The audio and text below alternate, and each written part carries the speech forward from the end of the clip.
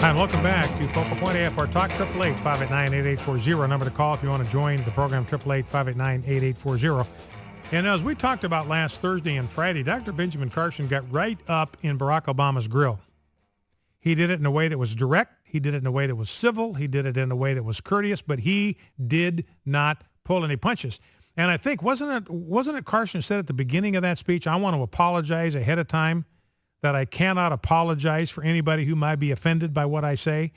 I said, look, I'm not going to apologize for what I'm going to say. If it offends you, I can't even apologize for that. So I'm going to apologize for the fact that I can't apologize, and I won't apologize to you if you are offended by what I've had to say, because this political correctness stuff has gotten to the point where it's dangerous, where you're not even allowed to have dialogue and debate about these issues any longer. Now, the left wing is just, and Benjamin Carson went after him on his war on the rich, his class warfare. I mean, that's socialism. That's Marxism.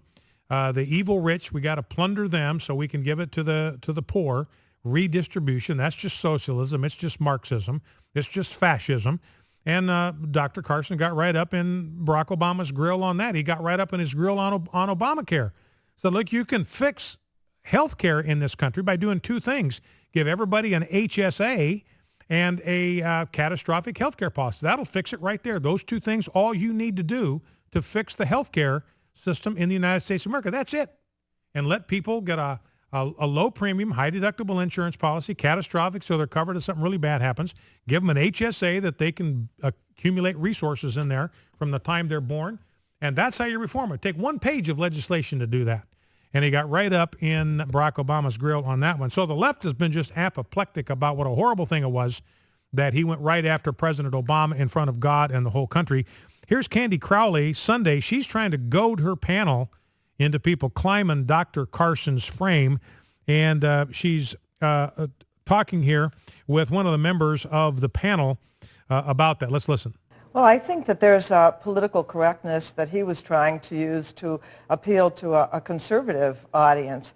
I think it's really not really an appropriate place to make this kind of political speech and to invoke God as his support for that kind of point of view. But I think most of all, the kind of message that he was giving shows a real empathy gap of where the American people are right now. And I think it's reflective of where many of the Republicans and Tea Parties are right now, that we need to have an economy that works for everyone. So that's Jan Schakowsky, Representative Jan Schakowsky from Chicago, saying it wasn't appropriate. This is the wrong time. It was the wrong place. His message shows a real empathy gap. I don't see anybody could listen to that guy and think that he lacks empathy. Here's a guy that's devoted his life. Here is Jan Schakowsky. This guy's got an empathy gap. Well, I'm going to ask Representative Schakowsky, how many children's lives have you saved, Representative? How many children have you healed through skilled brain surgery?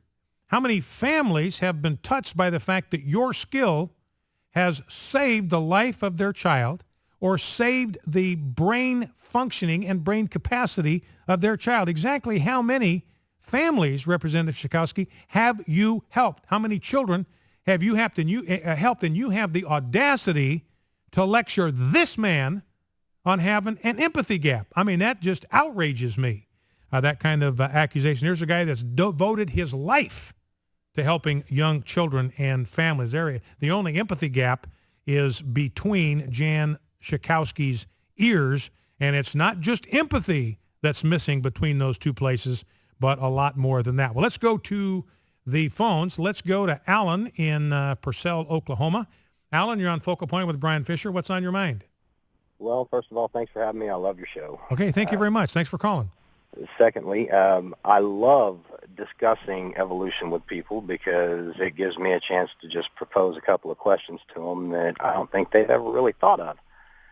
Let's just say, for instance, that evolution is true. We evolved from single-cell organisms. We became multi-cell organisms. We climbed out of the muck. We turned into monkeys. And then we evolved into people. Okay, if that's true, why do we still have monkeys? Really? And secondly, so we're continuously evolving from monkeys into people and then continuously evolving. have we really reached our maximum capacity of evolution now? Yeah. You're saying that this. Yeah, you're saying this is the best that evolution has to offer. This is the pinnacle of evolution. Exactly. Yeah. And if evolution's true, then I guess we've just maxed it out. Yeah, well, Alan, and I've always felt that one of the strongest arguments against evolution is simply this: is ask yourself the question, looking around, just ask yourself this question: is mankind worse than he once was, or is he better than he once was? Now, according to the evolutionary model, man is better. We are more highly evolved than when the process started. We are the pinnacle of the evolutionary process. We are the best product that random chance could produce in the history of the universe. Now, Bible says something exactly the opposite. The Bible says man is worse than he once was, that we were created in a perfect relationship with God, perfect relationship with each other, in complete harmony with God, with each other, and with nature, and we blew it. And we are worse. We fell. That's what the theologians refer to as the fall that took place in the Garden of Eden. We are worse than we once were. And I would say, hey, if you put those two things side by side, which of those two propositions is easier to believe? What evolution teaches, that man is better than he used to be, or what the Bible teaches, that man is worse than he used to be? That question answers itself. Oh, great call, Alan. Listen, I appreciate that very, very much. One more thing. Yes, sir. Look at mental capacity. I mean, yeah, we've had a lot of breakthroughs in technology that advance us in certain ways, but how much mental capacity do we actually take upon ourselves, and how much do we continuously use the electronic gadgets to further us in certain ways? Mm-hmm. I mean, that's de-evolution, if you ask me, that we are not better now than we was 20 years ago.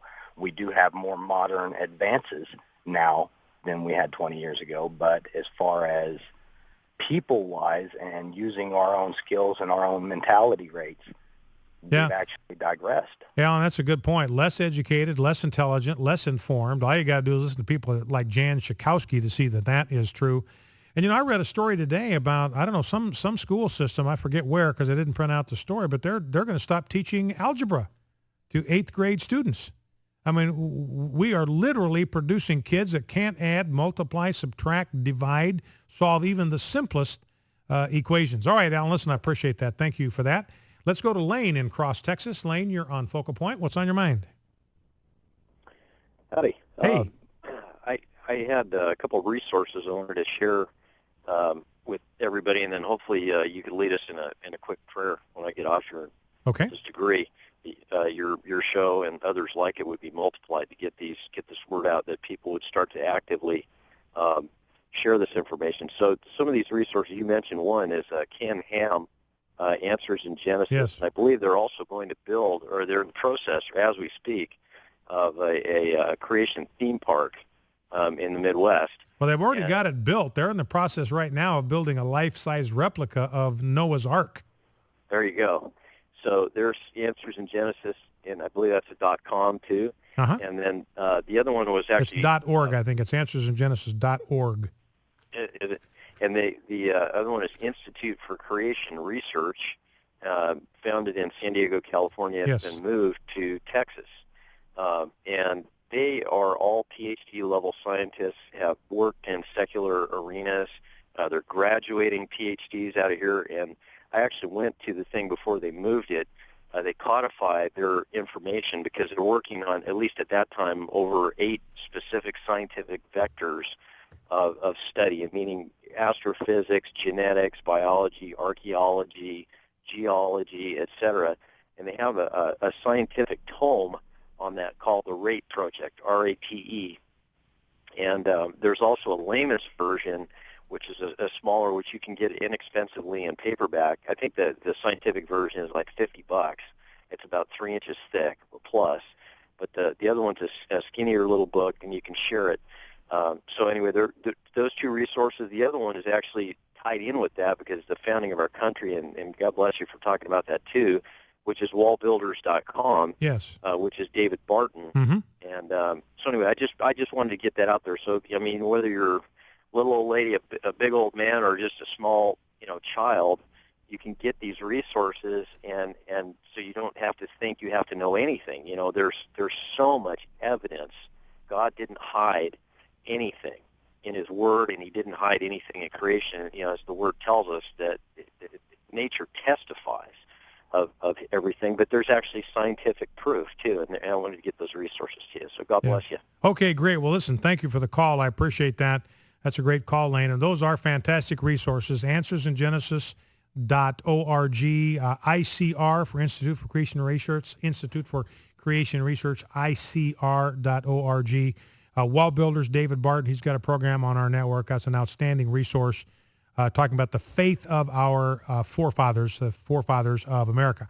Let's go to Harold in Hanover, Virginia. Harold, you're on Focal Point. What's on your mind? Yes, Brian. How you doing? Thanks for taking my call. Yeah, you bet. Thanks for calling. You were earlier talking about and quoting Scripture, where the Spirit of the Lord is, there is liberty. Yes. Wonderful verse. And you were talking about it in terms of abortion, very important subject. There's so many other issues that cross the aisles, however, on liberty. We've got recently the Second U.S. Court of Appeals has heard Hedges v. Obama, where they were arguing, the government was arguing that the executive has sole authority to declare a U.S. citizen a terrorist and lock them away without right to trial indefinitely.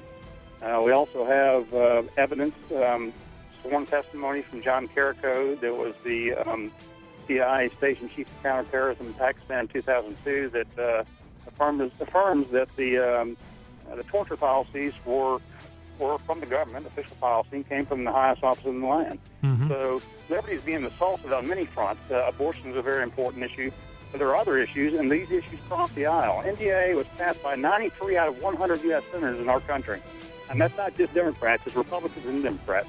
Well, Harold, I'm going to have to jump in right here. We're up against a very, very hard break. I appreciate your call. We might have some differences. Some of these policies, waterboarding is not torture, my friend. It's just not torture. And it's an appropriate way to use enhanced interrogation techniques to protect our liberty. It is a liberty issue.